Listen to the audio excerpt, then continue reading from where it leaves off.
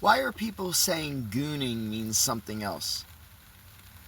Like entirely different than what it actually means to be a goon, a thug, enforcer.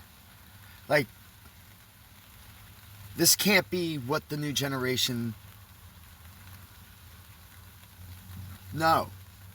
There's no way gooning means this. There's no fucking way gooning means this. I can't even say it. So it does not mean to be a thug, goon, enforcer.